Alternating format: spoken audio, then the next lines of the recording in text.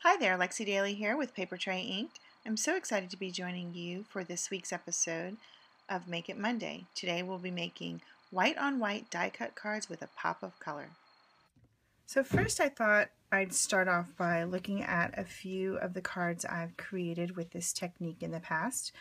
Way back when Rattled was released, I created a boy and girl version, starting with the girl one. I think that was definitely a favorite of that release and possibly of the year. I chose different patterns just to try something different. Here I had this up and down pattern, and then I decided, I wanted to try it with just a stripe across for the boy to make it a little bit different. That will depend on the die that you choose. When Hey Cupcake was released, it's a very similar set, and so I decided to give it a try with the same thing across like the boy baby one. And then this past release with the pencil, I did it again. I like this look because it is clean and simple and lots of white space, but there's still texture and interest in the card and in the layout. I think when you're choosing dies, it's important to choose dies that will give you a defined item. You can tell that this is a rattle, for example. You can tell this is a cupcake. For example, the cupcake one, there is a die that traces around the whole thing, and that one wasn't a good candidate because it really was just the outline and you didn't get the definition of the parts except for when you stamped it. So I had the individual pieces, and that gave me a little more interest, something to build on for the white ones, so that you can tell the white ones that it is a cupcake. And then I added these little confetti pieces from one of Betsy's shaker kits on top on these, so that the candle really popped on the candle one. On the rattle, even though it looks like a rattle without the bow added a great deal of interest, and it just made it even more defined. And then for the pencil, when you use all of the layers, you get the definition of the parts of the pencil. It kind of looks just like a pick if you use just the pencil. So you have these lines that show what the pencil looks like without any color on it. So I think those are important things to consider when you're selecting a die, or a pair of die cuts or a set of die cuts to use. So let me put these aside. I noticed that I did not create one when Give Me a Hand came out, so I thought that's what I would use today. Now, I chose this hand for the ones to stay white. I've already assembled them with a sleeve on it. The hands themselves have enough definition to know that it's a hand. It would be nice to have a little bit more cuts in the fingers or between the thumb, but I think for the purposes of this, it's great. It's not the hand that's going to be my focus hand. I chose this one to be my focus. So I've decided to go with 7. I like to do odd numbers, and most of the other cards that I had out a second ago, they're odd numbers. For the hands, I went with pairs, and then just the one rock on sign. I just did a single, like someone's really reaching above the crowd. It's the beginning of festival season here, so spring festival season, music festivals. So I thought that would be a fun card to create. So first of all, I'm going to work on my layout. Let me open this up to make it a little bit easier. And I want to line up things where I want them to go. I want to make sure I have everything set before I start gluing anything down.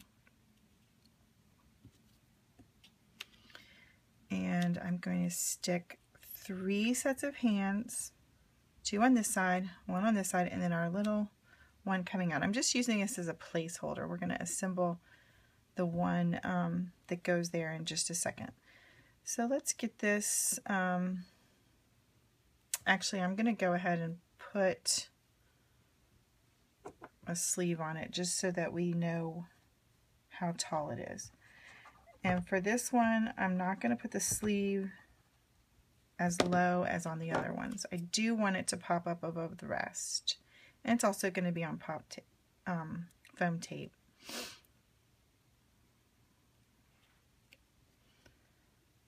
So these need to come down below, and we're going to trim them. And you can have them kind of, it's a concert, so we can have them not quite even.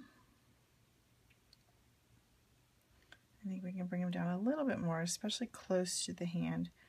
We really want our person, our extra hand popping up there out of the crowd. And so that looks good. So now we can place all the hands, glue all the hands down. I'm using a two-way glue pen. I like getting to the edges when I'm doing this kind of a die cut, and I want it to really stick to the paper, and I find this works very well for that. I'm sure you have your favorites. And so I'm just going to get these stuck on. And then we'll move on to the next step.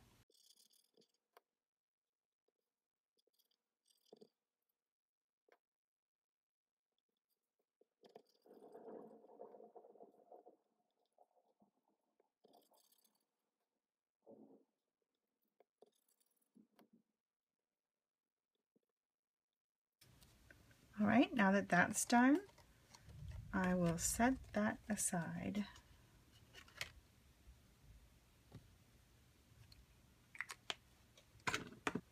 And now we're going to assemble the colored hand. So I've already stamped it in the interest of time. So first we're going to put it together. Oh, let me bring this back here for a second. I want to make sure that I get it high above the hands, and I still want to have room to trim the sleeve just a little so that it's flush with the edge. All right, so we'll put it on about this much. Before that sets completely, let's see how that works. That's going to do just nicely. All right, now I'll put that aside again. And let's finish up the hand.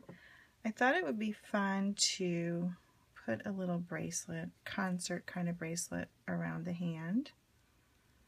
And so I'm just I strung a little shaker and sprinkles star onto a piece of hemp. I'm just going to tie it on back here. Swing that star around.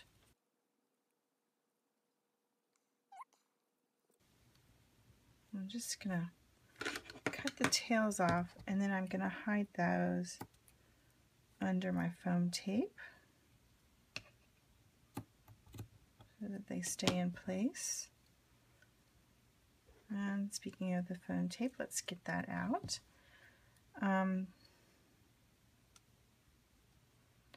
So not only do you have the pop of color, but you also have a pop of dimension. Sorry, got to get that a little thinner.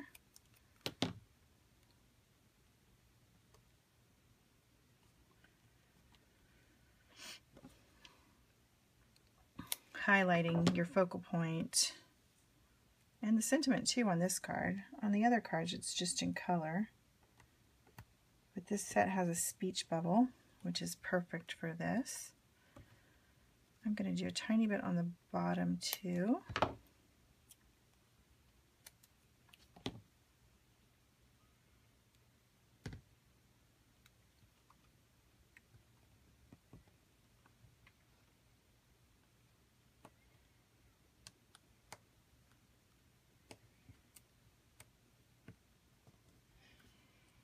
Alright, so let's put it into place and see how it works. There's that nice little bracelet. It's going to go right there. Alright, I like it. So before I set it down, I'm going to go ahead and trim all these. They're going to go flying because they're 2 layers. And you may not need the sleeve, but I think the sleeve gave it, the hand, just a little bit more definition and texture. See, doesn't that look nice? Hands coming off from out of the crowd. And then this one's going to go there. I think I do want to get a nice straight edge on this like the others. So I just slice off just a little bit, and then that way I can place it right there. Swing the star around just a little bit. And let's take off the backing of the foam tape.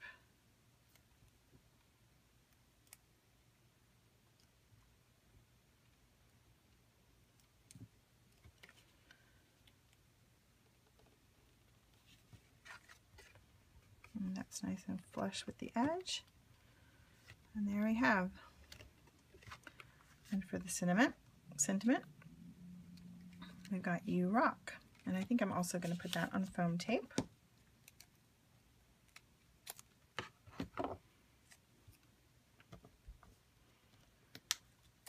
And highlight that as well.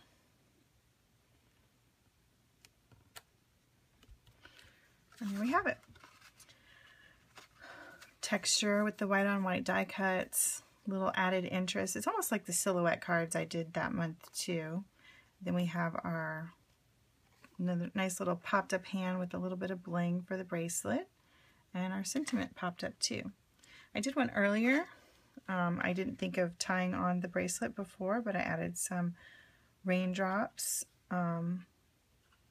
as a nice little beaded bracelet.